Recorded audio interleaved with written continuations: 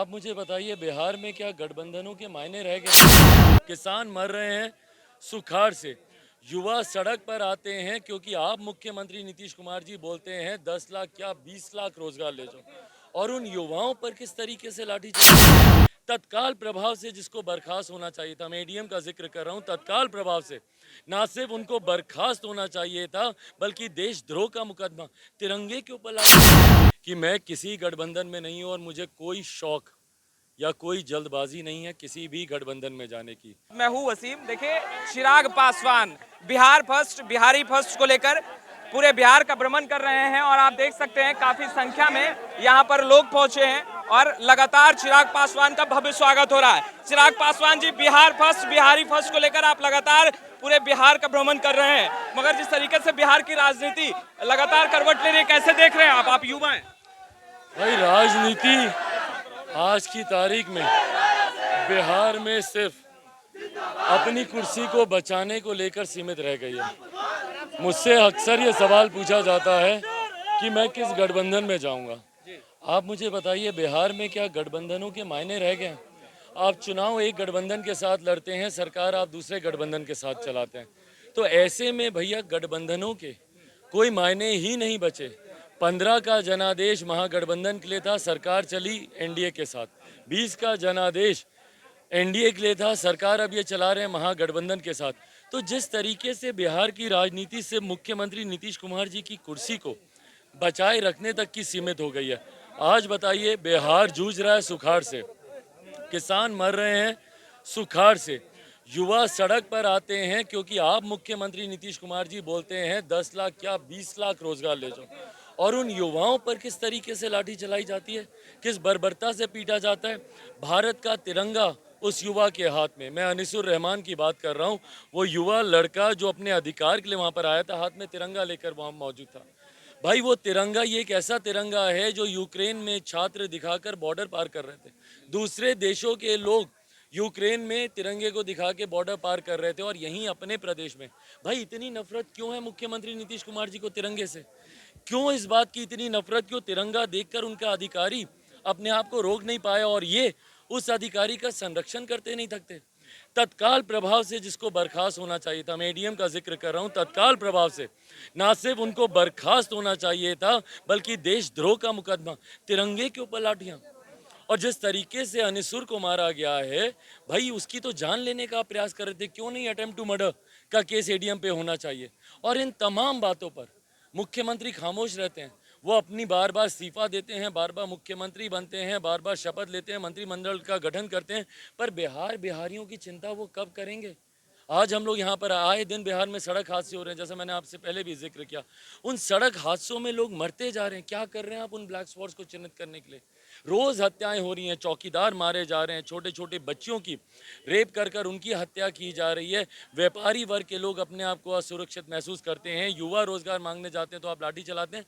तो इस अराजक माहौल में कैसे कोई जी पाएगा?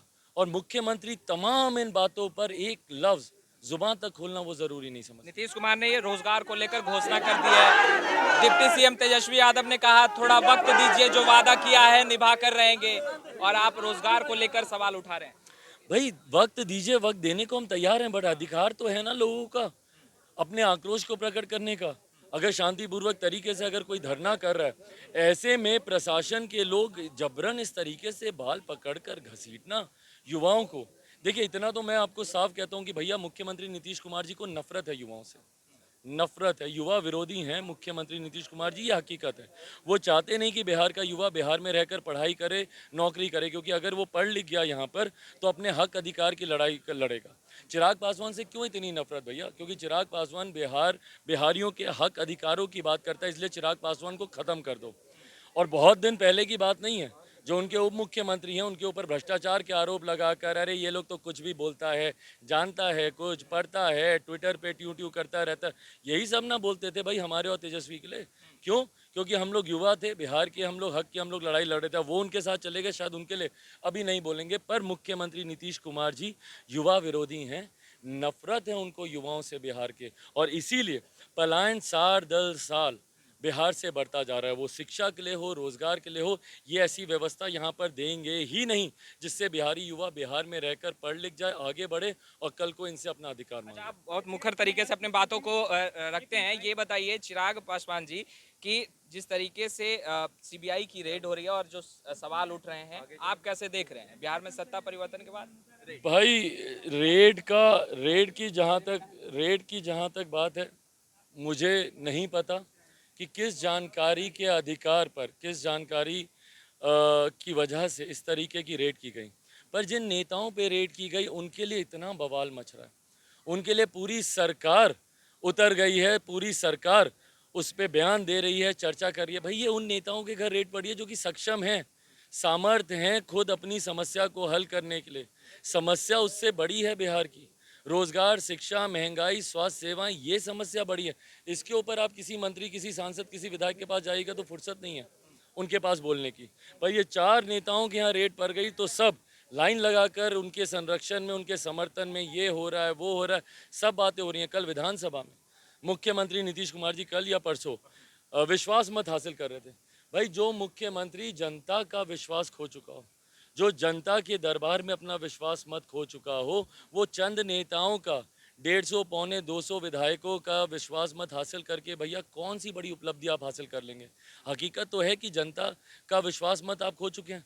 परिणाम स्वरूप 2020 के चुनाव में तीसरे नंबर की आपकी पार्टी बन गई, आधे से ज़्यादा प्रत्याशी आपके चुनाव हार गए। और इसी तरीके से जनादेश का अगर अपमान करते रहे तो अगली बार जो मध्यवर्ती चुनाव होंगे भाई, उसमें मुख्यमंत्री नीतीश कुमार जी अपना खाता तक नहीं खोल पाएंगे। एक सवाल ये है